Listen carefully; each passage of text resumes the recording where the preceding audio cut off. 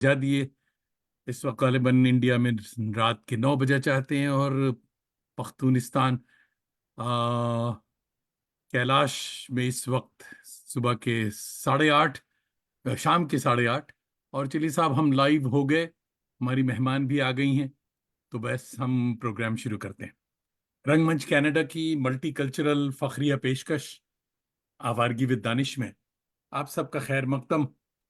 सारी दुनिया में आबाद मेरे करम फरमाओ दोस्तों, अजीजों, शागिर्दों और फैंस को जावेद दानिश का कनेडियन आदाब।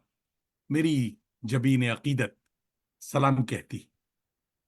टोरंटो की एक खासी सर्द सुबह, -2 डिग्री, बर्फबारी। आज छुट्टी है, आज बर्फबारी नहीं हुई है, कल बारिश हो रही थी तो रास्ते धुल गए हैं। मुस्कुराइए कि घंटा भर के लिए सही आप जावेद दानिश के साथ होंगे।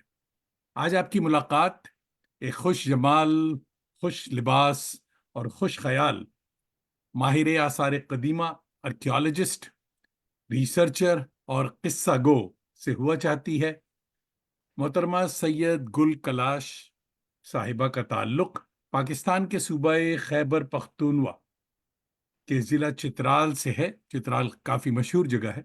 इस आबादी को कालाशा के साथ पेगन्स ऑफ पाकिस्तान भी कहते हैं। दुनिया में उन्हें मुनफरिद समझा जाता है। They are one and only. यहाँ ये फैसला करना मुश्किल है कि कुदरती मनाजिर ज्यादा दिलगीर हैं या मकामी हुस्न ज्यादा खूबसूरत है। दोनों पर मेहरबान है कुदरत। तो सैयद गुल आसार कदीमा की माहिर ही नहीं, कैलाश कबीले की तारीख, सकाफत और लड़कियों की तालीम के लिए, वुमेन एम्पावरमेंट यानी शक्ति नारी की के लिए भी बड़ी सरगर्म रहती हैं, कोशिशें करती रहती हैं, आला एजाजात से नवाजी जा चुकी हैं। आइए मोहतरमा का इस्तकबाल एक खूबसूरत शेर से करते हैं कि सलीके से हवाओं में जो खुशबू घोल सकती हैं, अभी कुछ लोग बाकी हैं जो उर्दू बोल सकते हैं। Welcome to Awaargi with Danish, 169th episode. मोहतरमा सैयद गुल कलाश साहिबा, आदाब, कैसी हैं आप? Thank you so much sir, इतना खूबसूरत इंट्रोडक्शन के लिए। आई होप वो मैं ही हूँ। बहुत बहुत शुक्रिया। बहुत अच्छा लगा सर से मिलके, और thank you so much. I hope हमारे ऑडियंस भी इंजॉय करेंगे इस प्रोग्राम को। बहुत इंजॉय करेंगे। बड़ी इंटरेस्टिंग बातें होंगी। इससे पहले कि हम आपके खूबसूरत बातों में और खूबसूरत तस्वीरों में और आपके खूबसूरत लिबास में खो जाएं, आइए पहले हम इस खूबसूरती को कुछ शेयर करते हैं, दोस्तों को कुछ चीजें दिखाते हैं। तो जनाब ये लीजिए।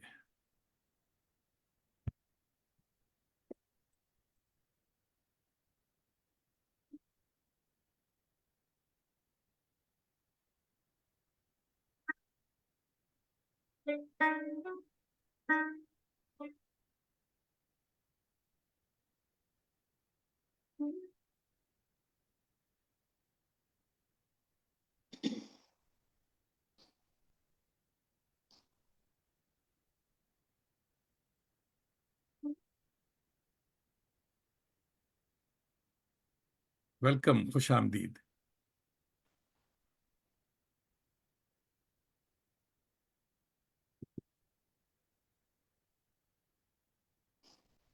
ये थोड़ा थोड़ा बताती जाए आपकी ये किताब क्या है?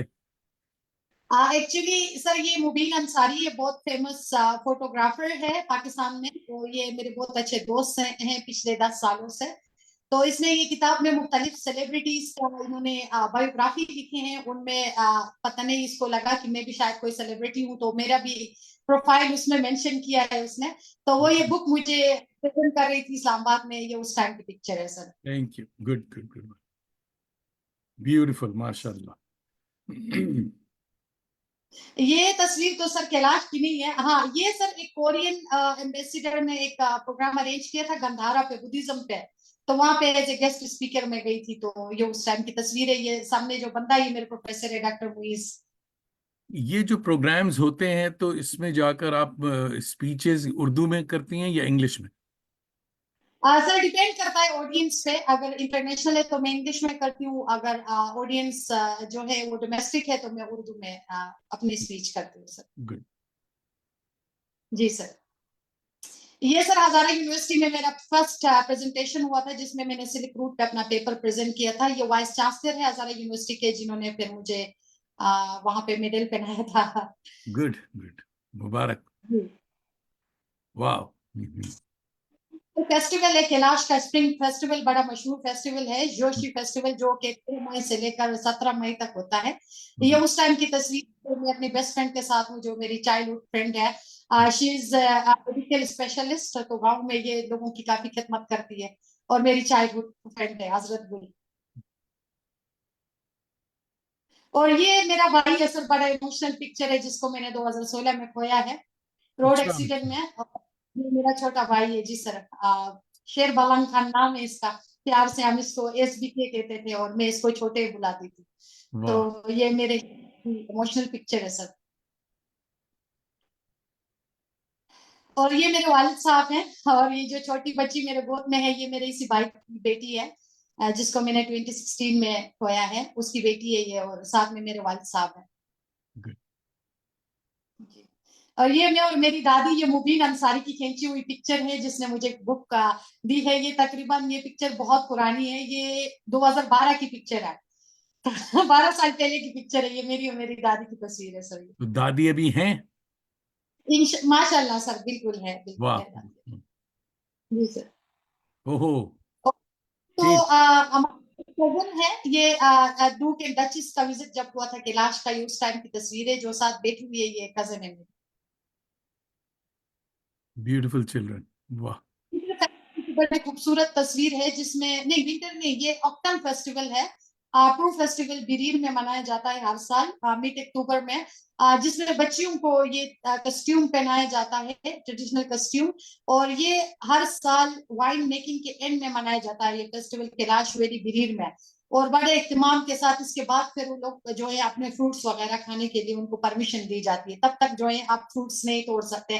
इवन मुस्लिम्स भी बड़े प्यार से जो है, बड़े एहतिफाक से उस कल्चर को फॉलो करते हैं। जब तक ये फेस्टिवल के अनाउंसमेंट नहीं होते, वो अपने अखरोट, अपने नाशपाती और अपने जो उनका ग्रेप है, वो नहीं उतारते दरख्तों से, वो भी कैलाशियों के साथ इत्तेफाक करते हैं। तो वाह। अनाउंसमेंट के बाद फिर फेस्टिवल होता है, उसके बाद फिर वो अपना फ्रूट्स उतारते हैं दरख्तों से। इंटरेस्टिंग। और ये भी कजन है मेरी, इसकी शायद कोई इंटरव्यू वाली पिक्चर है। जी। इसकी डिटेल्स आई डोंट नो। ये वहां की ये भी लड़की है। कजन है हम्म, जी जी, ये TikToks वगैरह में काफी फेमस है जी। और ये थोड़ा सा मुश्किल है। लोकल लड़कियां, हाँ। नहीं है। अच्छा, ये शादी की तस्वीर लगती है, ये क्या है? शादी की पिक्चर है ये, वो कजन की मैरिज थी, उधर की एक वीडियो मैंने डाली थी, शायद आपने उसकी उधर से से तस्वीरें हाँ, उठाई निकाले। हुई है तो ये क्या रुपए, जी। ये इसमें क्या लगा हुआ है? ये पाकिस्तानी रुपए लगे हुए इतने सारे? पैसे लगे हुए हैं सर, वो हार में उन्होंने पैसे लगाए हुए हैं सारे। अच्छा, तो ये पैसे बाद में लड़की को मिल जाते हैं या घर वाले ले लेते हैं? नहीं नहीं, ये लड़की के ही है सर। मुझको ले लेते हैं उनसे। जी। अच्छा, गौतम बुद्ध। ये तो सर उन्होंने 3 मंथ्स इधर गंधारा में गुजारे थे, जिनमें इन्होंने सवात, पिशावर, मर्दान, जो है टेक्सिला, इन इलाकों में इन्होंने 3 मंथ्स गुजारे थे, जिनमें चीफ मांग मोस्ट वल्नरेबल अरियावांसु 20 डिसाइपल्स के साथ थे। और आखिर में अक्टूबर 2022 में तो इन्होंने 300 मंक्स बुलाए थे थाईलैंड से, जिन्होंने पूरी एक उसके साथ अपनी मजहबी जो इनकी रसूमात है वो उन्होंने अदा की थी इधर टेक्सिला में। तो क्योंकि हम सिंस 2014 से हम रिलीजियस टूरिज्म प्रमोट कर रहे हैं, तो फिर तब से हमारे पास काफी सारे मांग्स आते हैं अपने रिलीजियस रिचुअल्स वगैरह के लिए, परफॉर्मेंस के लिए। मगर बुद्धिस्ट वहां आबाद नहीं है? बुद्धिस्ट यहाँ पे कराची के है कुछ सिंध एरिया में, लेकिन यहाँ पे ऐसे प्रैक्टिसिंग नहीं है, प्रैक्टिसिंग बुद्धिज्म नहीं है यहाँ पे। वी डोंट नो कि है या नहीं, लेकिन हमारे पास थाईलैंड से, कोरिया से, चाइना और जापान, इन कंट्रीज से काफी सारे बुद्धिस्ट मंक्स आते हैं अपने रिचुअल्स वगैरह के लिए, परफॉर्मेंस वगैरह के लिए। ये भी रंगूर वैली है सर। बच्ची को तो मैं नहीं पहचान पा रही हूँ, लेकिन ये रंगूर वैली है। क्योंकि कैलाश की 3 वैलीज है, जहाँ से मैं हूँ वो बम्बुरेत है और बिरीर है और ये रंगूर वैली है। नहीं, ये जो पीछे घर नजर आ रहा है, ये केबिन सा लकड़ी का घर है, तो यही ऐसे ही घर होते हैं? सर ये कैबन्स जो है ये ड्राई फ्रूट स्टोर है, इनको हम पास्ती बोलते हैं, ये घर नहीं है। अच्छा ये जो अच्छा। कैबन्स है ये जी सर। अच्छा। जी, और ये बच्ची रोटी पका रही? ये रोटी पका रहे हैं सर। ये साउंड्स लाइक हमारे ज्यादातर जो किचन है वो गर्मियों में बरामदे में हम खाना पकाते हैं, तो ये बरामदा है सर। किचन हमारी प्रॉपर उस तरह से अभी कुछ घरों में है, कुछ घरों में अभी भी वो पुराना सिस्टम है। गुड। अच्छा, ये है वो अ, जी सर, वो वैशाली है जिसमें, जिसको हम मेटर्निटी होम कहते हैं, जिसमें लोग स्पेशल डेज में जाते हैं, इसके जब बारे में खवातीन बात, के हाँ 7 ये, इसके बारे में तफसीली बात जी होगी, इंटरेस्टिंग। हाँ। जी। और जब बच्चे पैदा होते हैं तभी भी उसमें जाते हैं। ये एक प्रॉपर सिस्टम है। इसको एक खातून ने इस पे किताब भी उसने बड़ी अपने बहुत खूबसूरतली इसको डिस्क्राइब किया है। वाइनी मोगी अमेरिकन स्कॉलर है जिसने रंगूर में टाइम गुजारा था, उसने इसको ह्यूमन एजेंसी का नाम दिया है। तो ये बड़ा खूबसूरत कंसेप्ट है। खवातीन को प्राइवेसी मिल जाती है, वो इस ये, वैशाली में जाके जो सॉरी 7 सॉरी टू इंटरप्ट, मैं इस पे बात, इस पे सवाल होगा अच्छा सा। ये नेक्स्ट तस्वीर बताइए, ये भी क्या घर है? ऐसे ही घर बने हुए हैं ये, गांव ये के घर? विलेज जी जी अच्छा, ये वैली खूबसूरत, ओहो, वाह वाह वाह। नहीं अगर है सर। इतनी ये बर्फबारी, विंटर में ऐसी बर्फबारी होती है? I don't know sir. ये पुरानी हो सकती, पहले होती थी, अभी तो इस साल तो बारिश भी नहीं है सर, बर्फबारी तो दूर की बात। क्योंकि ये तो जी कनाडा की तस्वीर लग रही जी। हाँ। ठीक है साहब, be happy drives people crazy. 1 minute में आपने एक शादी का सफर करवा दिया। Thank you so much. तो इससे पहले शुक्रिया। कि हम और बात शुरू करें, आपके बहुत सारे हमारे दोस्त ऑलरेडी आ गए। और सबसे पहले निगार अजीम साहिबा, she is a fiction writer, बहुत अच्छी राइटर हैं, बड़ी राइटर हैं, दिल्ली से देख रही हैं, आपको सलाम कह रही। सैयद आसिम रऊफ भाई हमारे तो भरतपुर के दोस्त हैं, वो भी आपको सलाम कह रहे हैं। और इंतखाब शेख शुक्रिया। साहब देख रहे हैं। तो दोस्तों, ये ज़रूर बताएं कि आप कहाँ से देख रहे हैं, क्योंकि बातें बड़ी इंटरेस्टिंग हो रही हैं और अभी और होंगी। तो सबसे पहले ये बताइए कि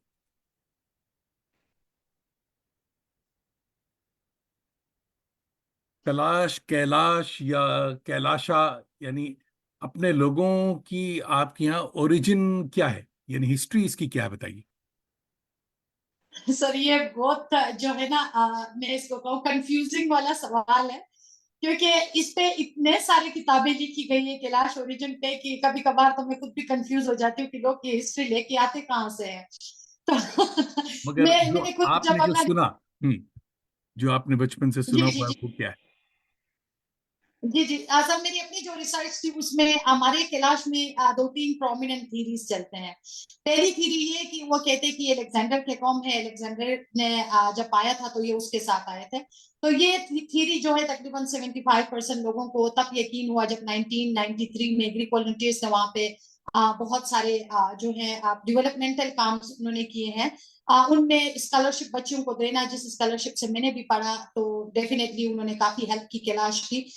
एक तो ये प्रोमिनेंट थीरी है। दूसरी थीरी वहां पे जो है आर्कियोलॉजी वाले पेश करते हैं वो, और वो ये कि इंडो आर्यंस हैं और हमारी हिस्ट्री जो है अलेक्जेंडर की हिस्ट्री से ज्यादा पुरानी। और तीसरी थीरी कैलाश का अपना है जिसमें वो कहते हैं कि हम सियाम से आए हैं। सियाम एक अननोन प्लेस है। कुछ लोग कहते हैं कि सियाम थाईलैंड का पुराना नाम था। मेरी अपनी भी कुछ रिसर्च में मैंने ढूंढा है कि थाईलैंड को सियाम कहा जाता था। हाँ। लेकिन हमारी कोई भी ऐसी चीज थाईलैंड से मिलती नहीं है। लेकिन हमारे लोगों का बड़ा स्ट्रॉन्ग बिलीफ है कि हम सियाम से आए हैं। और हमारे स्पेशली जो विंटर फेस्टिवल में जो प्रेयर्स होते हैं, जो सॉन्ग्स होते हैं, उसमें हम ये डिस्क्राइब करते हैं कि जो हमारे एंजल्स है वो सियाम से आते हैं। और वही हमारे जो प्रेयर्स वगैरह है, जो हमारी जो हम गॉड को याद करते हैं, जो सेक्रीफाइस करते हैं, वो सारा कुछ सियाम में ले जाके वो गॉड को डिलीवर करते हैं। ये हमारा बिलीफ सिस्टम है। तो ज्यादातर लोगों का मानना ये कि कैलाश के लोग सियाम से आए हैं। बट इसमें मेरी अपनी जो वो है ऑब्जर्वेशन है, जो मेरा रिसर्च हुआ उसमें मुझे मुख्तलिफ चीजों से लोगों से मिलने का मौका मिला। तो कैलाश के लोग सिर्फ एक जगह से नहीं आए, जैसे सारे मुसलमान, मैं हमेशा ये बात कहती हूँ, अरब से नहीं आए, इसी तरह कैलाश भी सारे एक जगह से नहीं आए, मुख्तलिफ जगहों से आए। फिर इन जगहों पर पहले चित्राल में आबाद थे। नहीं, ये 14-15 सेंचुरी था। 1450 सेंचुरी में जब उधर सेंट्रल एशियंस का वहां पे वो डोमिनेंट हुए, उन्होंने वहां पे रूल शुरू की, तो ये लोग कन्फाइन हो गए वैलीज में, जिनमें इन तीनों वैलीज इन्होंने जो चूज किया जहां पे ये जाके रहने लगे। तो उससे पहले ये प्रॉपर चित्राल में अभी भी इनके असरात मिलते हैं, इनके जो कब्रिस्तान है, ग्रेवयार्ड्स वगैरह के असरात है। कुछ ऐसी जगहें हैं जिनके नाम कैलाश के नाम पे रखे गए थे, जैसे मंगोल हो गया, जिसको मोगलान देख कहते हैं आप, जैसे कि चीव पुल हो गया। चीव एक कैलाशा जो था वो रूलर था, उसका नाम चीव था, उसके नाम पे पुल बना दिया था।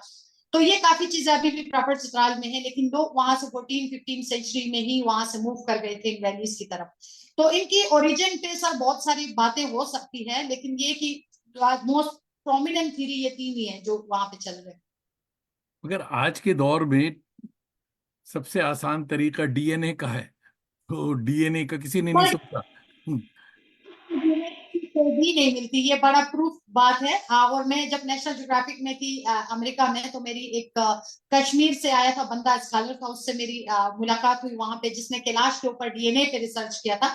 वो डीएनए अभी भी गूगल पे अवेलेबल है, कोई चाहे तो पढ़ सकते हैं। अयूब नाम है उस बंदे का, अयूब पे टाल करके वो गूगल पे अवेलेबल है, उसकी डीएनए रिपोर्ट जो है। उसमें वो कहता है कि इनका डीएनए किसी से भी मैच नहीं होता। ये लोग 7,000 साल से एक वैलीज के अंदर ये आइसोलेट रहे हैं, तो इनका डीएनए किसी से भी मैच नहीं होता। तो डेंटल कास्टिंग हमने की थी, डेंटल कास्टिंग में भी इतना कोई हमें प्रूफ नहीं मिला कि इनके ओरिजिन कहाँ से मिलता है। ओहो, वंडरफुल। अच्छा, तो आपके यहाँ मकामी बोली जो है, लोकल्स जो है, वो कौन सी बोली बोलते हैं? हाँ सर, हमारी तो हम जब कैलाश कहते हैं तो कैलाश अब बहुत सारी चीजों के लिए ये वर्ड यूज होता है। कैलाश अब जगह के लिए भी यूज कर सकते हैं, कैलाश अब ट्राइब के लिए, रिलीजन के लिए, कल्चर के लिए, लैंग्वेज के लिए। हम लैंग्वेज को भी कैलाशी जुबान ही बोलते हैं, शालाशावार बोलते हैं कैलाशी जुबान। तो वो स्पोकन लैंग्वेज है या उसकी स्क्रिप्ट भी है, क्या है? स्क्रिप्ट तो नहीं है सर, लेकिन ये कि ये ग्रीक्स ने जो है जब अपने स्कूल में उन्होंने इंट्रोड्यूस किया था, तो उसमें उन्होंने कुछ अल्फाबेट्स जो है, अल्फाबेट्स के मदद से उन्होंने कुछ स्क्रिप्ट्स बनाए थे, जो कि मुझे तो नहीं आते, कुछ बच्चों को लिखना आता है, जिन्होंने ग्रीक, वहां पे जो ग्रीक वॉलंटियर का जो स्कूल है कलाशादूर म्यूजियम के अंदर, वहां से जिन्होंने पढ़े हैं वो उस स्क्रिप्ट को समझते हैं।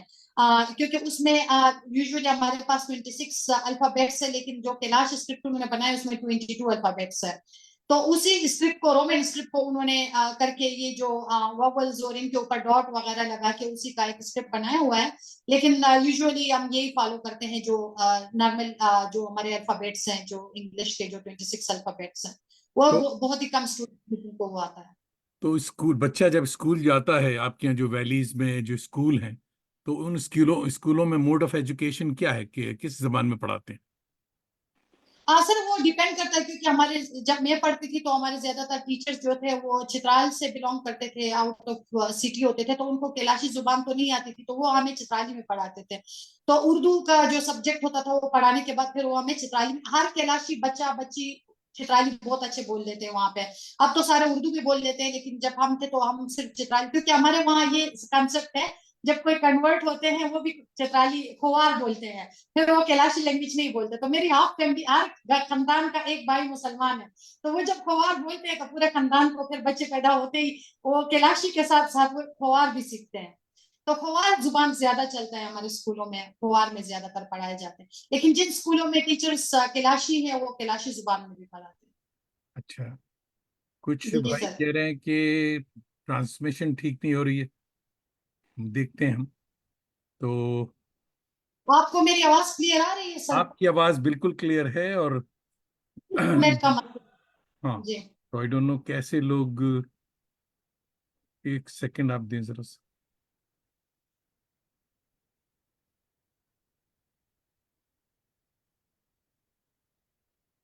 चलिए, ये आता रहेगा।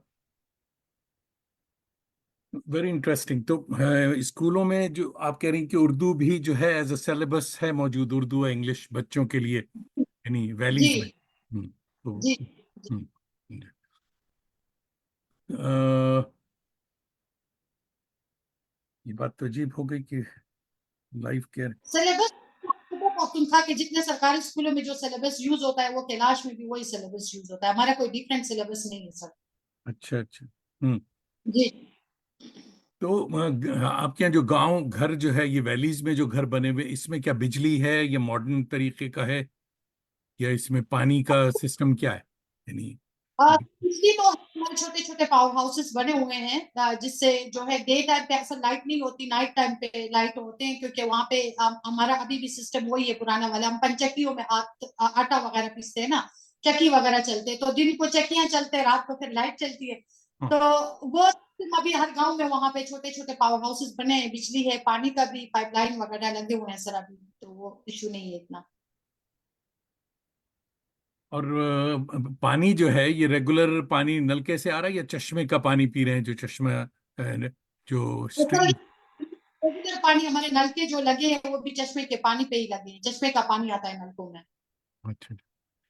जी खुदा सर। आपके यहाँ बहुत मेहरबान है, बड़ी खूबसूरती है, पहाड़ हो, झरने हो, या लोग हों, देर ऑल ब्यूटीफुल। तो इतनी खूब, लोग पूछते हैं कि भाई खाते क्या हैं ये लोग, कैसे इतने खूबसूरत हैं, यानी डाइट क्या है? हम्म।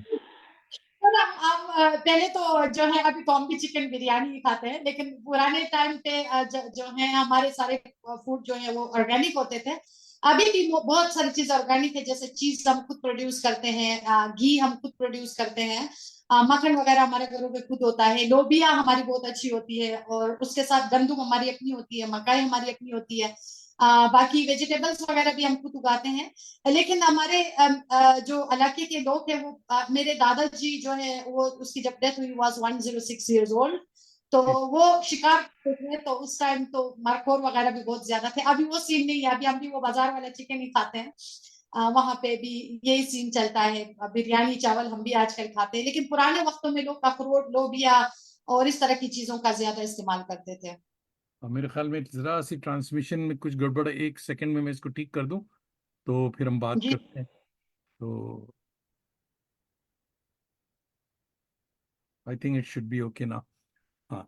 तो ऑर्गेनिक का मैंने ख्याल है, ये ऑर्गेनिक तो ये कनेडियन वर्ड है, सारी दुनिया में इन्होंने ड्रामा किया हुआ ऑर्गेनिक ऑर्गेनिक। जी, हम भी साहब अपनी सब्जी वब्जी खुद खुद उगाते हैं, हमारे पीछे गार्डन है। तो अच्छा। ये बहुत अच्छा। अच्छी बात है कि लोगों के अंदर अवेयरनेस है। खैर पुराने लोग जो हैं, वैली के लोग जो हैं, उनके यहाँ तो पहली चीजें जो थी वो सब शहर आके बदल गई थी, मगर अब शहर वाले फिर से वो पुरानी चीजों को वो कर रहे हैं। वो एक हाँ। दोबारा हाँ, बिल्कुल। दोबारा से वो कर रहे हैं। तो हाँ, टूरिज्म के अलावा जो है आपके यहाँ आदमी जो है, सोर्स ऑफ इनकम मर्दों का क्या, मैंने मर्द क्या करते हैं? जी।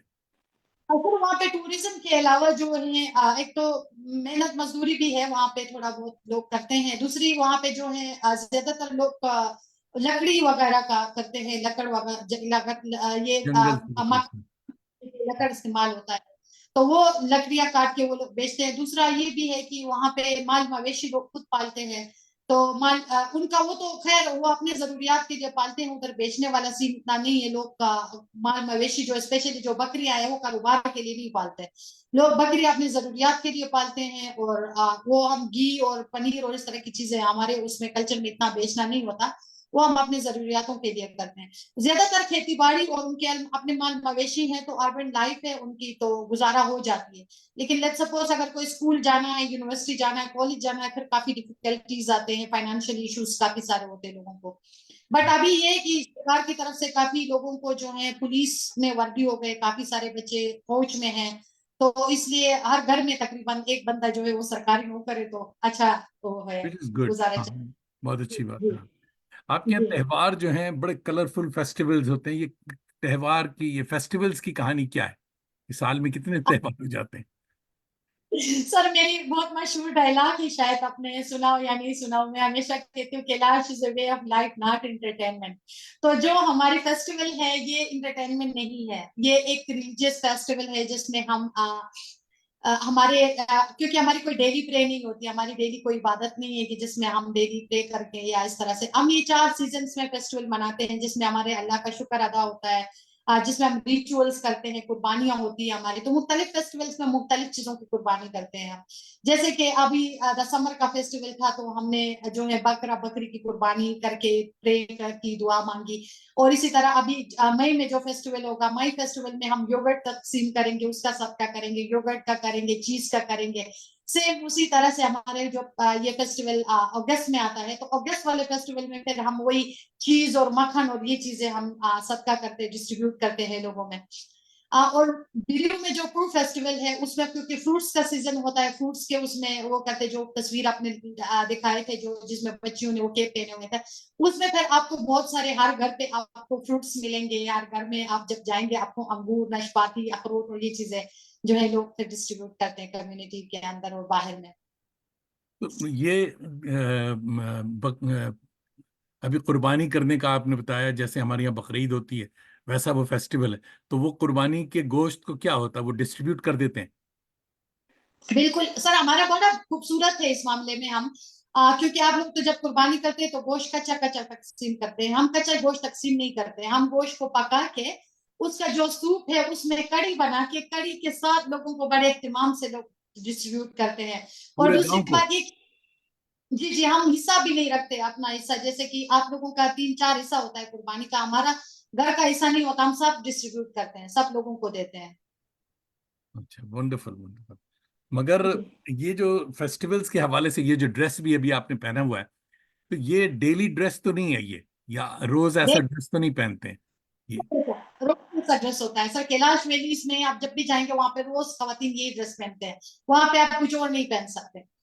अच्छा अच्छा। मगर ये देखने में ये तो बड़ा खूबसूरत है, मगर it looks like it's very expensive. ये इतना ज्यादा इसमें काम किया हुआ है ये सारा। और ये क्या लोकली प्रोड्यूस किया हुआ ये ड्रेस आते हैं बाहर से, या आप लोग खुद ही बनाती?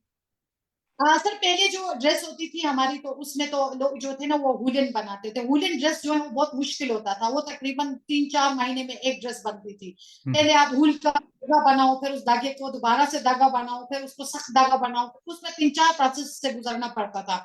तो वो तकरीबन 3-4 महीने में एक ड्रेस बनती थी उसका, मुश्किल से। अभी क्योंकि चीजें मार्केट में अवेलेबल है, चाइना की मदद से बहुत सारे कपड़े अभी और कलर्स मार्केट में आ गए, तो अभी हम सारी चीजें मार्केट से लेकर ड्रेस हम खुद बनाते हैं।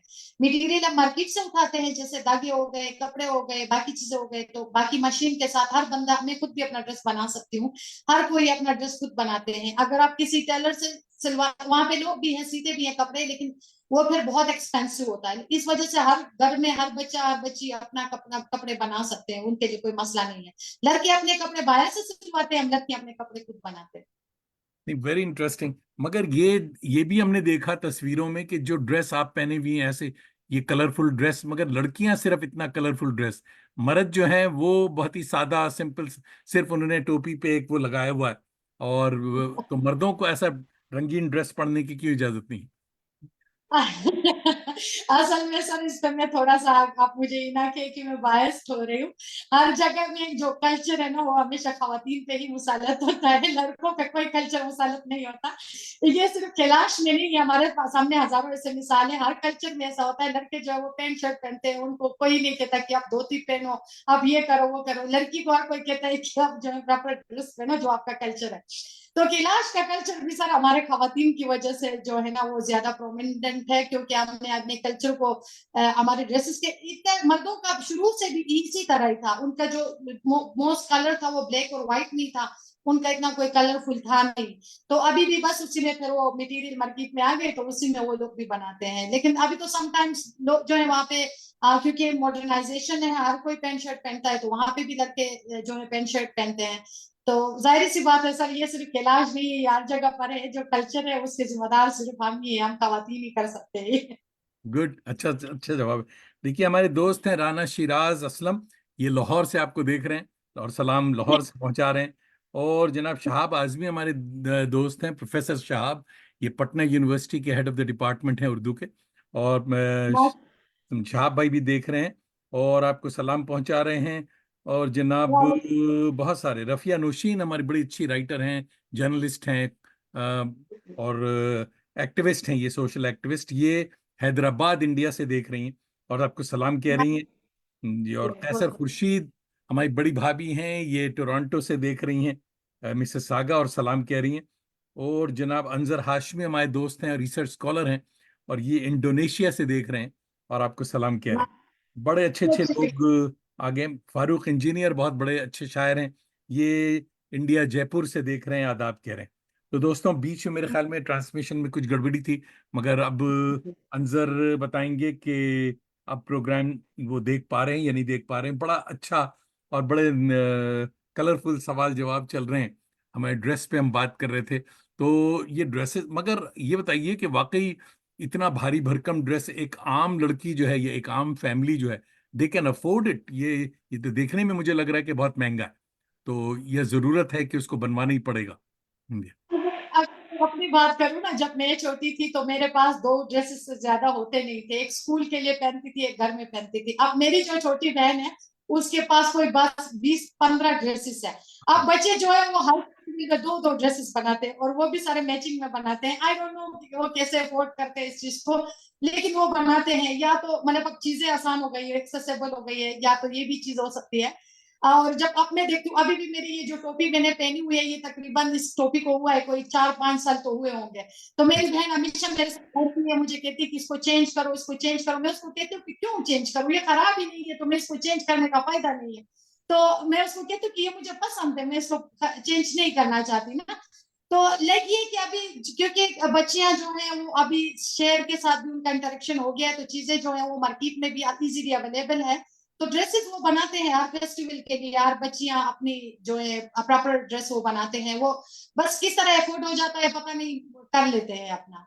तो ये लेकिन बच्चियां ड्रेस या काफी ये यूथ जो है आपका, बच्चे लड़के लड़कियां, ये लोग पढ़ाई के अलावा क्या ये काम भी करते हैं? हाउ दे अफोर्ड ये ड्रेसेस कैसे खरीदते हो? अगर या अमेजोन वहां भी चल रहा है कि अमेजोन से सस्ते में मंगवा लेते, क्या करते? तो 4G नहीं चलता है, अमेजोन कहाँ से चलेगा। एक्चुअली वहां पे जो बच्चियां हैं उनके पेरेंट्स गुजारा कर लेते हैं, या कहते हैं मेहनत मजदूरी करके पैसे कमाते हैं, तो वो ये इस चीज को अफोर्ड करते हैं उनके लिए। लेकिन जो पढ़ाई के साथ वहां पे काम करने का इतना कोई खास रिवाज नहीं है। हाँ, कोई बच्ची अगर कोई बहुत ब्रिलियंट है, उसको स्कॉलरशिप मिल जाती है, वो अलग बात है। मैंने खुद अपनी सारी जिंदगी स्कॉलरशिप से ही पढ़ा है, तो वो अलग कहानी है। और लेकिन ये कि ज्यादातर बच्चियां जो है वो फिर उनको अपनी भी पढ़ाई के साथ उनको स्कूल तो खैर इतने गवर्नमेंट स्कूलों में इतने फीस नहीं है। जब यूनिवर्सिटीज वगैरह में जाते हैं तो उनको अगर स्कॉलरशिप मिल जाती है तो उनकी तालीम अच्छी होती है। जिनको स्कॉलरशिप नहीं मिलती फिर वो आगे नहीं कर पाते, इसको अफोर्ड नहीं कर पाते। बहुत कम फैमिलीज ऐसे होते हैं जो अपने बच्चों को जो है दूसरे शहर में अफोर्ड कर सकते हैं। जो हमारे दोस्त सैयद आसिम रऊफ भाई गोरखपुर से देख रहे हैं और आपको सलाम कह रहे हैं, और ये भी कह रहे हैं कि हमारे सवाल का जवाब, मेरे ख्याल में आपका सवाल कहीं मिस हो गया भाई, फिर से बताइए क्या आप पूछ रहे थे। और मुश्ताक कादरी भाई हमारे यंग प्रोफेसर हैं, दिल्ली यूनिवर्सिटी से देख रहे हैं। जी साहब। अच्छा, अब त्योहार की तरह आपके यहाँ शादी का जो मामला है, रवाज, ये भी बहुत ही कलरफुल और बहुत बहुत बड़ा त्योहार शादी इटसेल्फ है। और इसमें हमने देखा वीडियोस, तो बहुत ज्यादा इसके वो होते हैं। तो लड़के लड़की कपल्स जो हैं जवान, ये अपनी मर्जी से अपनी पसंद से शादी करते हैं, या वालदैन, यानी हमारे जो लोकल मुस्लिम कम्युनिटी में है कि साहब वालदैन अरेंज करके देते हैं कि वही, या उनकी वजह से शादी होती, कैसे शादी होती? सर इस पे तो बहुत सारे मीम्स भी चले हैं कि लोग कैलाश के लड़के भाग के शादी करते हैं। तो वो भाग के शादी नहीं होता, वो चॉइस शादी है। मैं हमेशा कहती हूँ कि भागते अब तब हो जब आपके पास कोई और चॉइस नहीं होता। तो ये चॉइस शादी है, इसमें भागना एक नेगेटिव इम्पैक्ट डालता है। भाग आप तब रहे हो जब आपके घर में आपको बहुत फोर्स किया जाता है, तो आप भाग जाते हो, आपके पास कोई और रास्ता नहीं होता। तो ये भाग की शादी नहीं है, ये चॉइस शादी है। मर्जी में लोग शादी करते हैं। और दूसरी बात ये कि मर्जी की शादी भी इस तरह नहीं होता। कोई गए बस उधर जो है बातचीत हो गई आपस में, हेलो हाय हो गया, 2 दिन में डिसाइड कर लिया कि जी मैंने इस बंदे से शादी कर लेनी है। अगर ऐसा होता तो आज अभी तक कैलाश के सारे लड़कियां जो है वो खत्म हो चुके ऐसा नहीं होता। वो काफी उनकी आपस में अंडरस्टैंडिंग चल रही होती है, काफी अरसे तक उनकी बातचीत चल रही होती है, और फिर जब उनकी म्यूचुअल अंडरस्टैंडिंग बन जाती है किसी पॉइंट पे जाके, तब उनकी शादी हो जाती है। वो पसंद से होती है। माँ बाप बहुत कम ऐसा होता है जो माँ बाप अपने बच्चों के लिए डिसाइड करते हैं कि इनको इस तरह शादी करनी चाहिए। उसमें भी फिर बाद में अगर लड़की खुश नहीं है लड़के के साथ, तो वो अपनी मर्जी से दूसरी जगह शादी कर सकती है। अच्छा, वंडरफुल। जी। तो परसेंटेज ऑफ डिवोर्स क्या है, यानी ये जो डिवोर्सेस का चक्कर आज सारी दुनिया में बीमारी है, तो आपके यहाँ ये है, ये भी प्रॉब्लम? यूँ समझ ले कि 0% है, इतना नहीं है डाइवोर्स का, नहीं है वहां पे, डाइवोर्स बहुत कम है, बहुत कम। मैंने शायद अभी कुछ कोई 3-4 डाइवोर्सेस हुए हैं, मैं जो विटनेस हूँ जिसका, बाकी डाइवोर्स रेशियो वहां पे बहुत कम है, इतना नहीं है वहां पे। अच्छा, वंडरफुल, बहुत ही अच्छी बात है। तो शादी अपने लोगों में ही होती है, यानी कैलाशी लोगों में ही होगी, या मुसलमान से भी शादी होती? सब डिपेंड करता है, ये तो बहुत सारी लड़कियां, जैसे अपने मैंने बताया, मेरी अपनी आधी आधी फैमिली मुसलमान है, तो बहुत सारी लड़कियों की शादी मुसलमानों में भी हुई है। जरूरी नहीं है कि अभी आप जो है कैलाश के अंदर ही शादी करते हैं। जैसे मैंने बोला, चॉइस मैरिज, अगर मेरे किसी पे भी दिल आ गया, चाहे वो हिंदू है, सिख है, मुसलमान है, जो भी है, जिस पे भी दिल आ गया, हम शादी कर लेते। लेकिन उसको माँ बाप इतना अप्रिशिएट नहीं करते कि आप अपने कल्चर को छोड़कर किसी और कल्चर में जाते हो। स्पेशली जब आप मुस्लिम कल्चर में शादी करते हो तो आपके लिए बहुत सारे बाउंड्रीज लग जाते हैं। हमारी थोड़ी सी ओपन कल्चर है और मुस्लिम थोड़ा सा रिस्ट्रिक्टेड कल्चर है। तो जब बच्चियां कन्वर्ट हो जाते हैं तो वो उस कल्चर को प्रॉपर उस तरह से फॉलो अप नहीं कर पाते हैं। उधर जाके एक तो थोड़ा सा ये भी है कि अभी कैलाश का जो कल्चर है, इसमें सारा कल्चर आपका ड्रेस है। तो जब आप मुसलमान हो जाते हो तो सबसे पहले तो आपको इस ड्रेस को छोड़ना पड़ता है, क्योंकि तो आप नहीं छोड़ोगे तो फिर कैसे पता चलेगा आप मुसलमान हो गए, क्योंकि ये बहुत लिंक है, रिलीजन और कल्चर बहुत लिंक है, ये आप अलग नहीं कर सकते। तो जब आप कल्चर को छोड़ देते हो इस तरह से, फिर थोड़ा सा हो जाता है, माँ बाप फिर काफी दुखी हो जाते हैं कि आपने कल्चर क्यों छोड़ा। इसके अलावा हमारी अभी कुछ लड़कियों ने अंग्रेजों से शादी की है, कुछ की कहीं और शादी की है, तो वो जब भी आते हैं वो प्रॉपर अपने कल्चर को फॉलो करते हैं, उनके लिए कोई ऐसे रिस्ट्रिक्शन नहीं है। उनको कोई नहीं कहता कि आपने हिंदू से शादी की है तो आप हिंदू बन जाओ, या आपने जो है क्रिश्चियन से शादी की है तो क्रिश्चियन बन जाओ, उनके लिए कोई ऐसी पाबंदी है नहीं। तो वो इतना नापसंद नहीं करते, लोग कहते कि चलो ठीक है शादी हो गई, अब वापस आता है तो कम से कम कल्चर को तो फॉलो करता है ना। अच्छा अच्छा। तो ये थोड़ा, लेकिन शादी पे चॉइसेस ही होती है, वहां पे कोई इतना माँ बाप इतना फोर्स नहीं करते अपने बच्चों को कि आप नहीं कर सकते। बात हो रही थी डिवोर्स की, तो लड़की को ये मगर इजाजत है कि वो अगर चाहे तो डिवोर्स ले सकती है ऑफिशियली? वो तो शादी कर सकती है, वो अपने हस्बैंड का डिवोर्स का इंतजार करने की जरूरत नहीं है उसको। अच्छा। और लड़का भी यही कर सकता है कि? लड़का तो पता है, लड़का अगर शादी करे एक बीवी के होते हुए दूसरी लड़की से, तो पहले बीवी की मर्जी होगी वो अपने शौहर के साथ रहना चाहती है या नहीं चाहती है।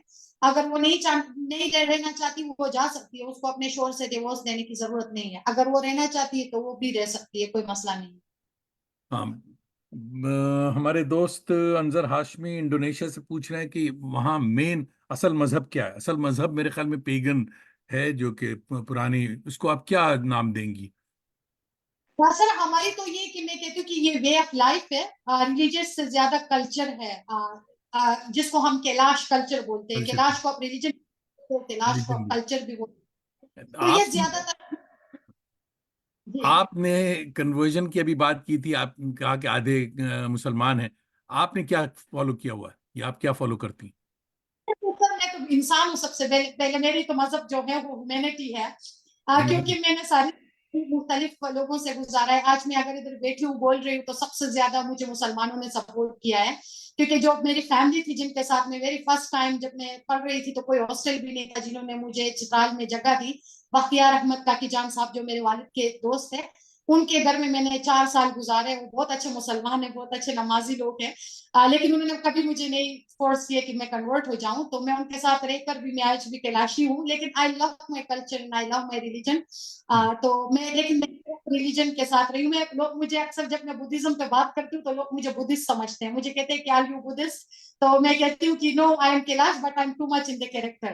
तो वो जो है, मैं हिंदुओं के साथ रहने का मौका मिला, सिखों के साथ रहने का मौका मिला, मुसलमानों के साथ तो सबसे ज्यादा मौका मिला। लेकिन मैं आप समझती हूँ कि मजहब आपका इंडिविजुअल चीज है, आपको एक अच्छा इंसान होना है, वो ज्यादा जरूरी है। बहुत अच्छे, बहुत वंडरफुल। देखिए, हमारे दोस्त हैं डॉक्टर आसिफ, प्रोफेसर देख रहे हैं, ये मॉरिशस से, और मॉरिशस से आपको आदाब कह रहे हैं, सलाम कह रहे हैं। Sarwat Khan thank you. साहिबा हमारी दोस्त हैं, ये उदयपुर इंडिया राजस्थान से देख रही हैं, सलाम कह रही हैं।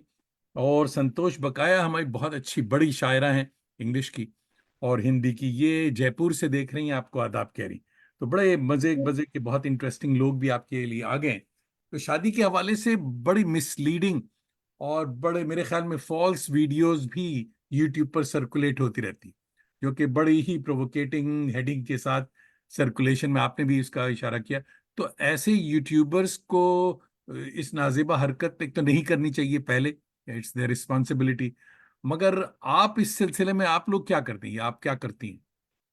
सर तो मेरी शुरू से ही एक बहुत इस चीज पे इतराज रहा है, और जब भी मैं जाती हूँ किसी इवेंट पे, मैं सबसे ज्यादा मैं इन सोशल मीडिया को, जो यूट्यूबर्स है, इनको मैं यही कहती हूँ कि क्योंकि मीडिया एक बहुत पावरफुल रोल प्ले करता है। आप किसी को इस तरह से उनकी कल्चर पे बकवास करने के बजाय अगर आप उनको थोड़ी सी अच्छे उसमें आप उनको पेश करें, तो आपकी अपनी इज्जत बढ़ेगी। आप लोगों को वही देते हो जो आपके पास है। बिल्कुल। अगर मैं आपको, क्योंकि मेरे पास इज्जत है इसलिए मैं आपको देती हूँ ना, तो आपको अगर मेरे पास जो होगा मैं वही आपको दूंगी। तो वही भी यूट्यूबर्स के साथ मेरा बहुत शुरू से, मैं तो बहुत कभी कभार बहुत रूट होके जवाब देती हूँ, जब वेलीज में लोग आके मुझसे सवाल जवाब करते हैं या फिर वो मुझे कहते हैं कि हम तुम्हारी रिकॉर्डिंग करना चाहते हैं, तो मैं समटाइम्स बहुत रूड हो जाती हूँ, जो कि नहीं होना चाहिए। लेकिन ये कि वो आपको एक जो है ना, एक फ्रस्ट्रेशन होती है कि आप लोग कर क्या रहे हो। तो हम्म। अभी पिछले साल फेस्टिवल में मैं म्यूजियम में बैठी हुई थी, मेरे कुछ गेस्ट आए थे, वहां पे एक बंदा आया, उसने मुझे कहा मैं यूट्यूबर हूँ, मैं आपका इंटरव्यू करना चाहता हूँ। मैंने कहा ठीक है। तो उसको मैंने इंटरव्यू दे दिया। उसने बाद में जो है वो जो यूट्यूब में उसने जो अपना जो ऊपर उसने जो नेम टेक रखा था, उसमें उसने लिखा था कैलाश की सरदारनी ने सब कुछ बता दिया। भाई खुदा का खौफ करे, कम से कम कुछ जो कुछ लिहाज रखे। इस वजह से सर मैं जब भी कोई इंटरव्यू की बात करते हैं मैं बहुत झिझकती हूँ। शायद आपको भी पता हो, शुरू शुरू में मैं थोड़ा सा था मुझ में कि मुझे करना चाहिए नहीं करना चाहिए। तो बिल्कुल। ये लोग जो है तो बहुत जो है एक अपने व्यूवर्स बढ़ाने के लिए आप किसी कल्चर का मजाक उड़ाते हो या किसी कल्चर को खराब करते हो, तो ये बहुत गलत है। तो गलत इस पे बात। मैं काफी दफा भी मैंने ये बात बता चुकी हूँ कि आप लोग इस पे एक्शन ले ले। अगर कोई इस तरह काम करता है तो हमारे पास एक्शन होना सोशल चाहिए। मीडिया में, हाँ। जी, इस पे कोई बैन होनी चाहिए, इस पे कोई एक्शन होना चाहिए। तो बस और क्या कर सकते हैं सर, अपनी बात खास पहुंचाने तो, की कोशिश। हाँ, बिल्कुल होना चाहिए। अच्छा साहब, कलीम हाजिक बहुत ही अच्छे हमारे फिक्शन राइटर हैं और हमारे दोस्त हैं, ये कोलकाता से देख रहे हैं और आदाब कह रहे हैं। कसीम ताबिश हमारे बड़े अच्छे दोस्त हैं, शायर हैं, ये लखनऊ से आपको आदाब कह रहे हैं और लखनऊ से देख रहे हैं। बहुत बहुत बहुत तो हायर एजुकेशन जो है, आप कह रही थी कि वो आम नहीं है, लोग ज़्यादा अफोर्ड नहीं कर सकते, मगर आपके वालिद ने, आपके वालिदैन ने आपको सपोर्ट किया।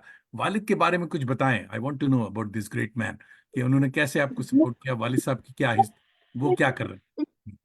तो मैं एजुकेशन के बहुत खिलाफ थे सर। शुरू में वो मुझे कहते थे कि लड़कियों को पढ़ना ही नहीं चाहिए, आप क्या पढ़ेंगे, आप ना पढ़ेंगे। वो क्योंकि वो एक सोच थी, जाहिर सी बात है, पुरानी सोच, वो पढ़े लिखे नहीं थे। लेकिन मैंने बहुत स्ट्रगल की पढ़ने के लिए, मम्मा ने मुझे बहुत सपोर्ट किया, मेरी अम्मी ने।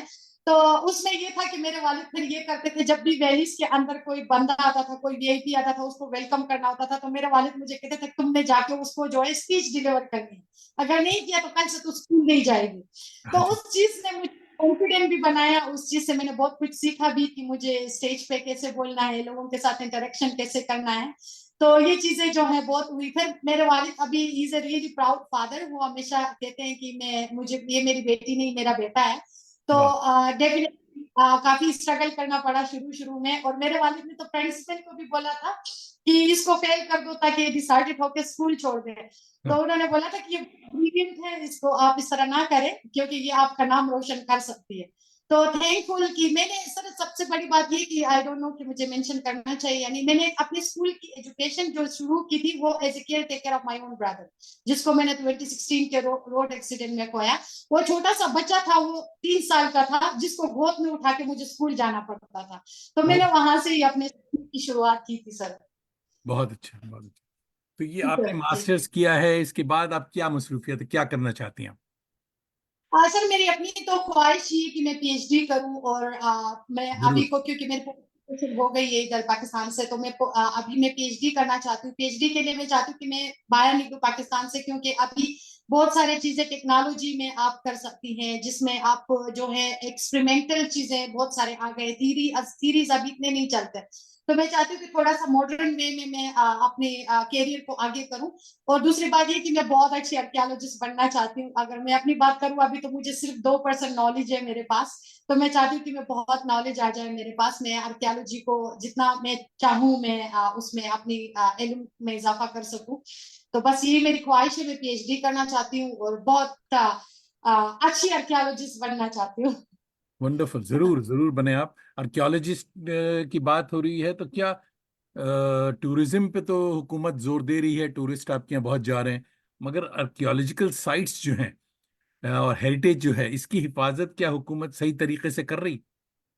सर मैं पूरे पाकिस्तान की बात तो नहीं कर सकती। अगर मैं केपीके की बात करूं तो हम कोशिश कर सकते हैं, क्योंकि हिफाजत जहां तक बात है सर, हमारे पास पाकिस्तान में, अगर मैं सिर्फ केपीके की बात करूं, हमारे पास थाउजेंड्स ऑफ थाउजेंड साइट हैं जो कि रजिस्टर्ड साइटें हैं। तो उन साइटों के लिए अभी हमने शुरू किया है, हमारी अपनी एक कोशिश ये कि हमने हेरिटेज अवेयरनेस प्रोग्राम शुरू किया है, जिसमें हम बहुत सारे स्कूल के बच्चों को इन्वाइट करते हैं, उनको हेरिटेज के बारे में अवेयरनेस दे रहे हैं, ताकि वो उनको समझ आ जाए कि इसकी वैल्यू क्या है, ताकि वो खुद उन हेरिटेज को, कम्युनिटी जब तक अवेयर नहीं होगी, जब तक कम्युनिटी को पता नहीं चलेगा कि हेरिटेज की वैल्यू क्या है, तो उसको प्रोटेक्ट करना, उसको महफूज करना बहुत मुश्किल हो जाता है। तो हमारे केपीके में सर हमने ये एक कैंपेन शुरू की है, जिसमें स्कूल्स को हम इनवाइट करते हैं, उनको हम फ्री विजिट्स देते हैं, उनको हम ब्रीफ करते हैं हेरिटेज के हवाले से। और इसके साथ साथ सर हमारे डायरेक्टर जो है doctor Abdul Samad, he is the right person on the right place, से हमेशा बोलती हूँ। 2014 से जो है उसने जो है जितना केपीके की आर्कियोलॉजी को प्रमोट किया है, शायद अभी तक कभी नहीं हुआ है। ये जो रिलीजियस टूरिज्म की हम बात करते हैं, जो दुनिया से लोग आते हैं यहाँ पे, मंग्स वगैरह आते हैं, इसका क्रेडिट भी सर डॉक्टर अब्दुल समद को ही जाता है। उसने इतना इस पे मेहनत किया है, इतना इसमें दिन रात लगा दी उसने इस चीज को, पाकिस्तान के सॉफ्ट इमेज को बरकरार रखने के लिए, और यहाँ पे टूरिज्म को दोबारा से जो है फ्लो अप करने के लिए। तो हमारे के पीके में हम आर्कियोलॉजी पे काफी काम कर रहे हैं, सिर्फ बुद्धिज्म पे नहीं, सिर्फ यहाँ पे नहीं। फर्स्ट टाइम जो है कैलाश के अंदर भी जो है हमारे डिपार्टमेंट जो है directorate of archaeology and museums government of KPK, doctor Samad के अंडर जो है वहां पे तकरीबन 60 मिलियन की खर्चा हुआ है सरकार की तरफ से, वेरी फर्स्ट टाइम।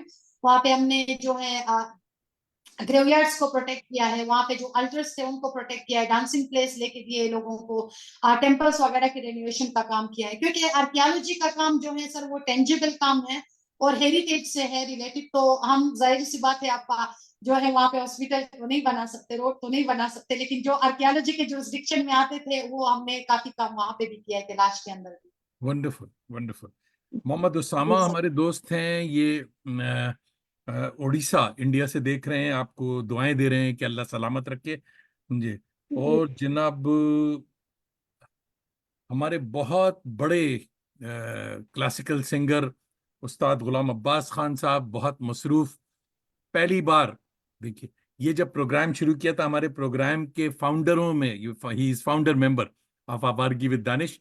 तो हमारे गुलाम अब्बास खान साहब जो हैं वो तशरीफ लाए हैं, और पता नहीं कैसे इन्होंने टाइम निकाल लिया, मोस्टली ये टाइम इनके ट्यूशन का होता, पढ़ाते हैं।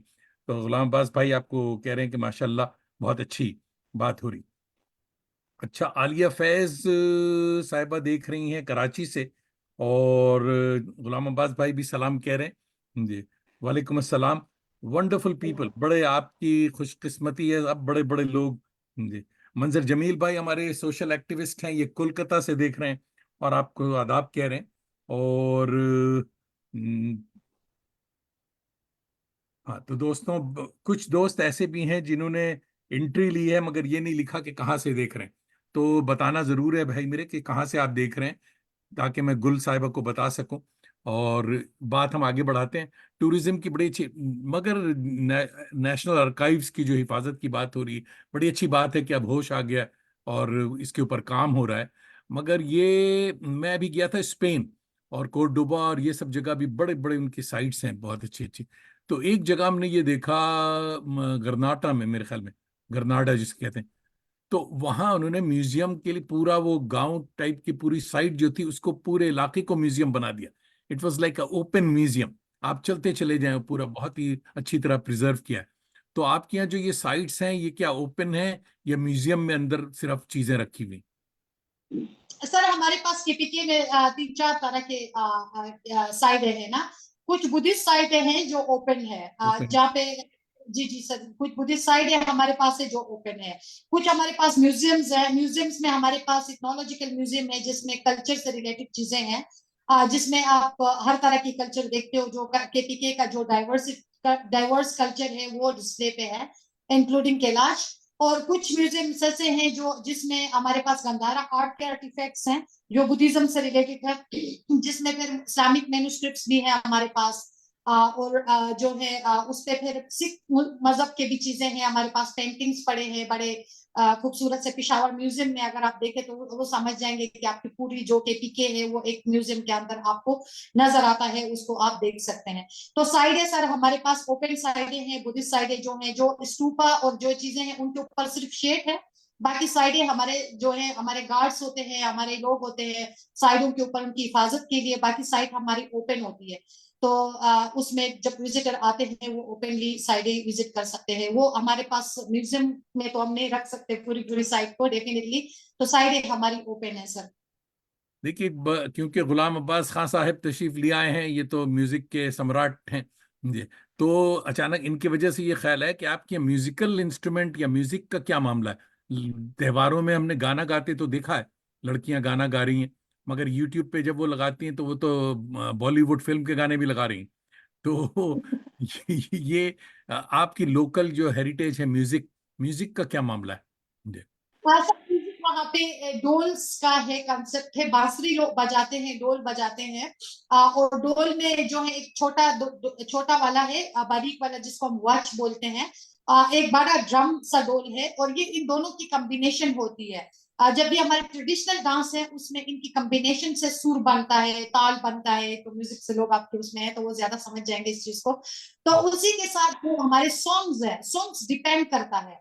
कल ये सीजन 2 सीजन, लेट सपोज अभी स्प्रिंग फेस्टिवल है तो वहां पे स्प्रिंग से रिलेटेड सॉन्ग्स होंगे, लेकिन उनमें सैड सॉन्ग्स भी होते हैं, लव सॉन्ग्स भी होते हैं, जो ग्राफिकल सॉन्ग्स होते हैं, ट्रेडिशनल सॉन्ग्स होते हैं, उसमें ये सॉन्ग्स भी होते हैं। लेट सपोज कैलाश का एक खूबसूरत बात मैं और बताऊंगी सर, इससे पहले कि वक्त और शॉर्ट हो जाए। कैलाश में हर चीज जो है वो गानों में बयान होते थे, अभी भी होते हैं काफी सारी चीजें। लेट सपोज मेरी आपसे नाराजगी है तो मैं आपके लिए किसी फेस्टिवल में गाना गाऊंगी कि मैं कहूंगी कि आपने ये किया वो किया। अगर आपको आपसे मुझे मोहब्बत है तो मैं उस मोहब्बत का इजहार भी गाना गा के करूंगी। और जो बहुत सारे ज्योग्राफिकल सॉन्ग्स भी हैं वहां पे, ज्योग्राफी को भी उन्होंने, कैलाश का जहां तक बाउंड्री है उस पे भी सॉन्ग्स बने हुए हैं।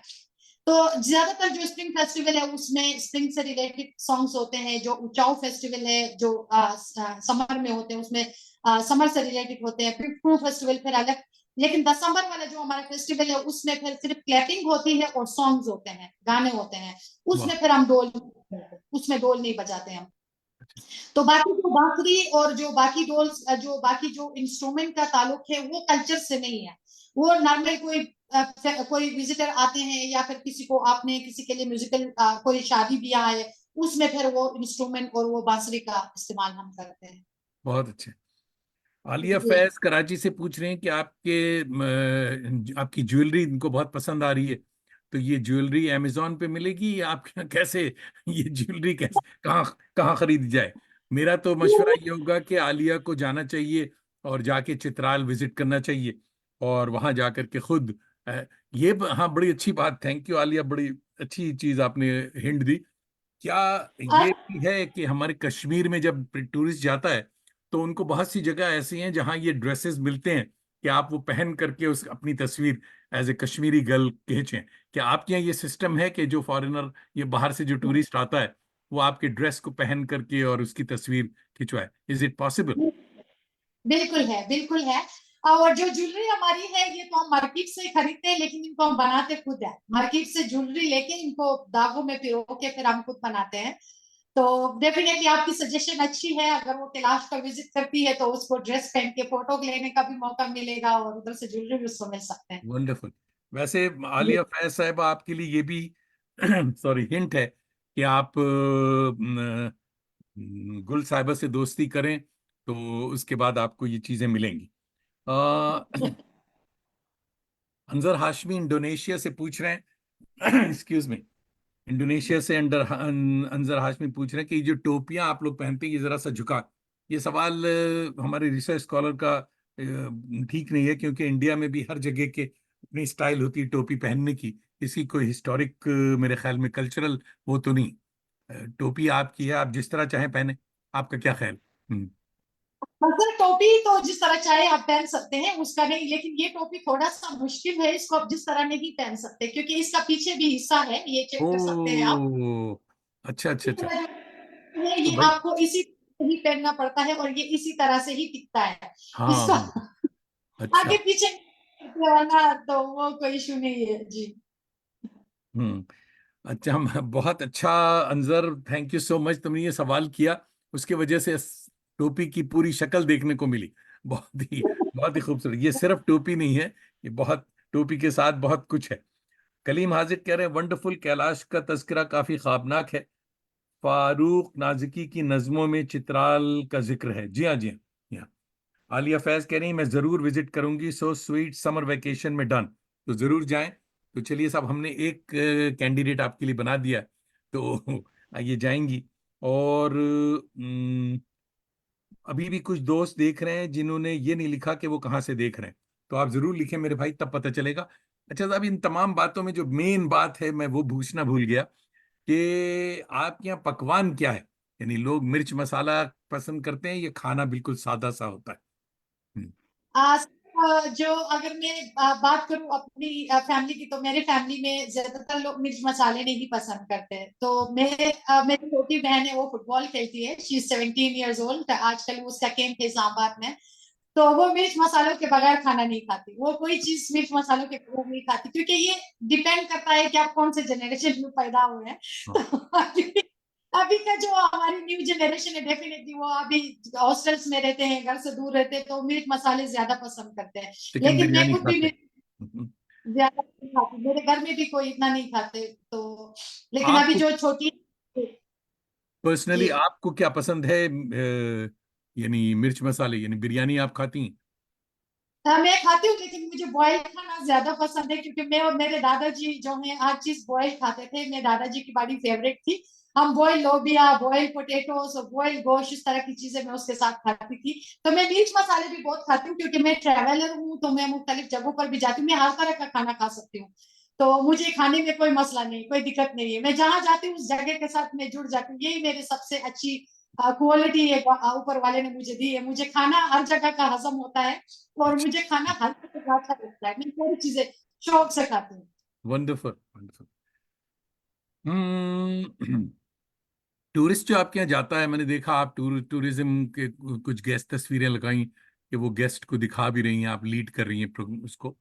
तो ये टूरिस्ट जो जाते हैं बाहर के, तो इनके लिए यानी साइट्स पे इज इट फ्री, कि इनके लिए कोई परमिट लेना होता है, या ऐसी कोई बात? सर, हमारे टिकट्स हैं, साइडों के ऊपर हम टिकट देते हैं। फॉरनर्स के लिए हमारे 500 टिकट है, और लोकल का हम 50 का टिकट देते हैं। तो ये क्योंकि टिकट्स ये सरकार खुद डिसाइड करते हैं, और फिर वो हमें जो नोटिफिकेशन देते हैं, उस नोटिफिकेशन के हिसाब से हम जो है टिकट साइटों के लिए प्रिंट करते हैं। और ये आई थिंक इंटरनेशनल रूल है हर जगह पर, जो हर आपका जगह जो इंटरनेशनल टिकट होता है वो ज्यादा होता है, जो डोमेस्टिक है वो थोड़ा फिर वो डोमेस्टिक के हिसाब से, लोकल टिकट के हिसाब से बिकता है। पे। रफिया नौशीन साहिबा हैदराबाद से पूछ रही हैं कि क्या आपके यहाँ भी गुलाबी चाय बनती है? गुलाबी चाय मशहूर है, तो चाय का क्या मामला है, आपके यहाँ चाय पी जाती है? जी, बिल्कुल पी जाती है, लेकिन गुलाबी चाय हम नहीं बनाते, वो कश्मीर में बनती है आई थी। या यही मैं और कहने हम जा रहा था कि वो कश्मीरी चाय होती है। जी हाँ। आपके यहाँ हमारे चाय इलाके में कैसे बनती है? सब जगहों पर चाय बनती है, उसी तरह का चाय बनता है। अच्छा, लेकिन नॉर्मल। हम नमकीन चाय पीते हैं। हाँ। हमारे इलाके में लोग चीनी वाली चाय नहीं पीते, नमक वाली चाय पीते हैं। ये पूरे नॉर्दर्न एरियाज में है, हाँ। गिलगित से लेकर से लेकर ये पूरा रीजन जो है, हम नमकीन चाय को ज्यादा प्रेफर करते हैं। हाँ। दूध वाली चाय होती है, लेकिन उसमें चीनी की जगह नमक डालते हैं, हसबे जायका। अच्छा साहब, आपके लिए एक बहुत ही अच्छी खुशखबरी है। हमारे रिसर्च स्कॉलर अंजर हाशमी कह रहे हैं इंडोनेशिया से, कि अगर आप हायर स्टडीज रिसर्च के लिए या पीएचडी के लिए इंडोनेशिया की किसी यूनिवर्सिटी में इंटरेस्टेड हों, तो आप की ये मदद कर सकते हैं, विच इज़ वंडरफुल। बहुत। मुझे लगता है कि ये मेरे लिए बहुत बड़ी मदद होगी, जरूर, क्यों नहीं। मैं हाँ। जरूर देखियो कि मुझे पीएचडी से मतलब है कहाँ से होता है, ये डिपेंड करता है, इतना कोई जरूरी नहीं है। हाँ। मुझे पढ़ना वंडरफुल, बहुत बहुत बहुत ही अच्छी बात। जी। अच्छा साहब, वक्त हुआ चाहता है, कहते हैं कि पहाड़ों, झरनों और कुदरती मनाजिर में जो है ये सब बड़े स्ट्रेस फ्री होते हैं, मगर सुकून के लिए आप क्या करती? पुरसुकून हैं आप? हम्म। मैं बहुत पुरसुकून हूँ सर। मैं शुक्र करती हूँ कि मैं हर सुबह सही सलामत जागती हूँ। मेरी बॉडी में कोई मसला नहीं है, मेरी बॉडी बिल्कुल ठीक ठाक है और मैं अच्छे से सांस लेती हूँ, तो मैं इसी पे भी ऊपर वाले का शुक्रगुजार हूँ। लेकिन मेरी मोस्टली जब मैं थोड़ी सी स्ट्रेस होती हूँ, मेरी थेरेपी म्यूजिक होती है। मैं म्यूजिक ज्यादा सुनती हूँ अपनी थेरेपी के लिए। और मेरी मामा, और जब भी मैं टेंशन में हूँ, मैं उसको एक कॉल करूँ तो मेरी सारी स्ट्रेस दूर हो जाती है। स्पेशली मेरे भाई के बाद मैं काफी टेंशन में रही हूँ, कुछ डिप्रेशन में भी रही हूँ। लेकिन ये कि मैंने खुद को ओवरकम किया उस चीज से काफी हद तक का। तो I am totally fine now. मैं बहुत खुश समझती हूँ, खुशकिस्मत समझती हूँ। एक तो मैं बुद्धिज्म पढ़ती हूँ सर, तो दूसरा ये कि हमारे साइड ऐसी इतनी पीसफुल है, बंदा वहां जाके जो इनका मेडिटेशन है, जो दुनिया के साथ जो चीजें हैं, वो भी फिर काफी आपको हेल्प करते हैं आपको बिल्कुल। उस चीज से निकलने में। जी सर। मगर आप मेरे म्यूजिक की साथ बात कर रही हैं, कौन सी म्यूजिक, बॉलीवुड की या आपके कैलाशी म्यूजिक? ये मेरे मूड पे डिपेंड करता है सर। मैं लोकल म्यूजिक भी सुनती हूँ, जो चित्राल का अपना म्यूजिक है, चित्राली म्यूजिक है, वो भी मैं सुनती हूँ। लेकिन मैं ज्यादातर जो है मुझे बॉलीवुड अच्छा लगता है। मैं बॉलीवुड की म्यूजिक ज्यादा सुनती हूँ। और बाकी इंग्लिश के भी सुनती हूँ। पश्तो म्यूजिक मुझे बहुत पसंद है, मैं पश्तो ज्यादा पश्तो भी सुनती हूँ। तो पश्तो पश्तो आप समझ लेती हैं? मैं पश्तो समझ लेती हूँ सर। मैं बोल भी लेती हूँ, लाइक जिसको बिल्कुल भी उर्दू ना आए उसके साथ मैं पश्तो बोल लेती हूँ। ओ हो, देखिए मैं आपके लिए एक बहुत, हमारा एक ड्रामा है जो कि ऑटिज्म के ऊपर हम काम कर रहे हैं, ऑटिज्म की अवेयरनेस के लिए। और ऑटिज्म आपके यहाँ भी होगा जरूर बच्चों में। तो और ऑटिज्म के लिए जो है, नहीं है आपके यहाँ? हाँ। नहीं नहीं, वहां पर डिप्रेशन नहीं है सर। तो वो उस ड्रामे का तर्जुमा अब तक 18 इंटरनेशनल लैंग्वेजेस में हो गया, जिसमें एक पश्तो भी है। जी। वाह। तो मैं कोशिश करूंगा आपको वो पश्तो ड्रामा भेजूं। जी, तो आप पढ़िएगा उसे। जी। मैं जरूर देखूंगी, हम्म। मेरी लिंक शेयर कीजिए। तो जिंदगी से कोई, यानी कामयाबी जो है, सक्सेस आपके नजदीक क्या है? खुद को आप कामयाब तस्वीर करती? सर मैं मेरे नजदीक जिंदगी में सबसे ज्यादा कामयाब इंसान वही है जिसको इनर पीस मिला हो, जो सेटिस्फाई है चीजों के साथ, जो वाह। सेटिस्फेक्शन अंदर आपकी, कि आप सेटिस्फाई है जो आप कर रहे हैं उसके साथ, सेटिस्फाई है जो आपको मिल रहा है उसके साथ आप सेटिस्फाई है, तो वो कामयाब इंसान। अगर आपके पास बहुत सारी दौलत है उसके बाद भी आपको इनर पीस नहीं है, तो वो कैसे कामयाबी है सर? आपको सुकून ही नहीं है, आप रात को सो ही नहीं पाते, तो फिर कामयाबी तो नहीं हुई ना सर। तो वाह। मेरे लिए सब ज्यादा कामयाबी ये है कि आपकी इनर पीस ज्यादा मैटर करता है। बाकी दुनिया की चीजें डेफिनेटली मैं भी बहुत कुछ अचीव करना चाहती हूँ, मैं भी बहुत कुछ चाहती हूँ अपनी जिंदगी में। लेकिन सबसे ज्यादा जरूरी है आपका इनर पीस। अगर आप पीसफुल हैं तो आप सबसे ज्यादा कामयाब हैं। मेरे बड़ी। ग्रैंडफादर ने बताया था, उसने मुझे कहा था, मैंने उसको कहा कि आप अभी आपकी काफी एज हो गई है, तो आप मुझे बताइए आपकी कोई ख्वाहिश ऐसी है जो दुनिया में रह गई हो, जो आप करना चाहते हो। तो उसने मुझे बताया कि मैं सबसे ज्यादा खुशकिस्मत इंसान हूँ जिसने जिंदगी को बहुत अच्छे से एंजॉय किया। अब अगर ऊपर वाले ने मुझे उठाया भी, मुझे कोई शिकायत नहीं होगी, क्योंकि मैंने अपनी जिंदगी भरपूर तरह से जिया है और मैं बहुत सेटिस्फाइड हूँ अपनी जिंदगी से। तो क्या मेरे ख्याल एज, से ये जो उनकी अपनी एज क्या है? जिंदगी। दादाजी की एज क्या है?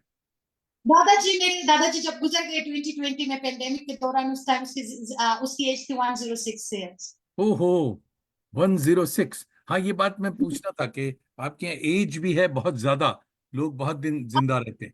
मुझे। तो लोगों का भी यही भी वहां पे भी ये काफी सारे बीमारी है, ये हार्ट अटैक और बीपी और ये चीजें काफी सारे वहां पे भी आ गए। लेकिन पुराने वक्तों में लोग थे। मेरे दादाजी जब गुजर गए उससे एक दिन पहले तक वो जो है ना, वो दीवार बना रहा था, लकड़ियां उठा उठा के ला रहा था। तो ओह। मेरे अबू से थे वो, तो क्योंकि उसने सारी जिंदगी वही बॉयल चीजें खाए, ऑर्गेनिक चीजें खाए, खुद शिकार करते थे, हंटर थे बहुत अच्छे, वॉक बहुत करते थे। तो उसका हेल्थ का राज भी मेरे ख्याल से वही चीज थी जो उसको बिल्कुल। हेल्थी रखा। कभी बीमार नहीं हुए, कभी हॉस्पिटल के बेड पे लॉन्ग टाइम के लिए एडमिट नहीं हुए। बस जब बीमार हुए, जब उसका बीपी गिरा, तो 24 घंटे के अंदर अंदर उसकी डेथ हो गई थी। वाह, वंडरफुल वंडरफुल। तो जिंदगी से कोई गिला, एनी रिग्रेट्स? नहीं सर, मैं कोई चीज पे रिग्रेट नहीं करती। मैं समझती हूँ जो चीज भी होता है वो आपकी नादानी से होता है। या कोई चीज आप ऐसे भी कर लेते हो कि जो बाद में आपको समझ आ जाता है कि ये गलत था। लेकिन ये कि उस टाइम आपको लगता है कि यही सही था, तो आई थिंक ये रिग्रेट करने का कोई फायदा नहीं है। जो गुजर गया उसको हम दोबारा से सही नहीं कर सकते, और जो आने वाला है उस पर भी हम नहीं सोच सकते कि क्या होने वाला है।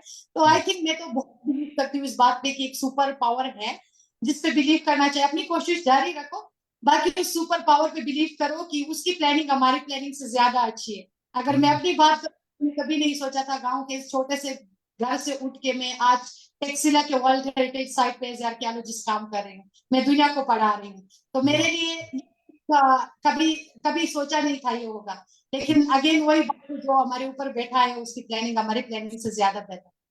वाह। मोहतरमा सैयद गुल कलाश साहिबा, आपका दिल की गहराइयों से शुक्रिया, बहुत बहुत शुक्रिया। आपने न सिर्फ अपना कीमती वक्त दिया, बल्कि एक खूबसूरत कबीले से हमारी जानकारी में इजाफा किया। अल्लाह आपको सलामत रखे, आपकी जितनी ख्वाहिशें हैं वो पूरी करें। आपकी पीएचडी, बहुत जल्द से जल्द आपकी पीएचडी का मामला हो जाए। दोस्तों, बहुत बहुत आप सबका भी बहुत बहुत शुक्रिया। हर शंबे की शब, सैटरडेज, मेरी सुबह और आपकी शाम, आप न सिर्फ हमारी आवारगी को वकार बख्शते हैं, बल्कि अपनी दोस्ती का भरम भी रखते हैं। अपने दोस्तों और उर्दू के ताज़ा दम शहसवारों को आवारगी पर राग़िब किया करें कि दिल से दिल को राह हो तो चिराग ता देर रोशन रहा करता है। अगले हफ्ते मार्च 2024 हमारे मायानाज मेहमान होंगे मोहतरम इमादुल मुल्क मालिक साहब, अपलॉज आदाब के सीईओ और सराफ एक्सचेंज के रूह रवां दुबई के। बसीरत अफरोज गुफ्तगू के लिए ज़रूर शरीक हों। अब तो जाते हैं बुत कदे से मीर, फिर मिलेंगे अगर खुदा लाया। तो ज़रा सा बहुत मैं, बहुत शुक्रिया, बहुत थैंक यू। शुक्रिया, बहुत बहुत आप थोड़ा सा थैंक इंतज़ार करें, मैं इसको ज़रा सा रैप अप कर दूं, तो अभी यू फिर जी।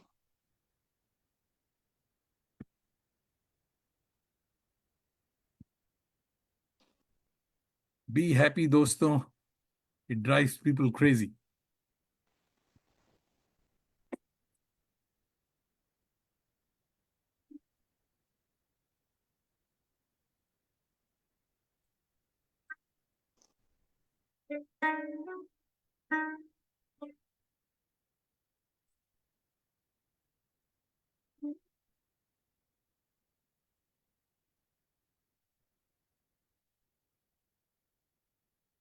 दोस्तों, नवाजिश करम खुशबाश।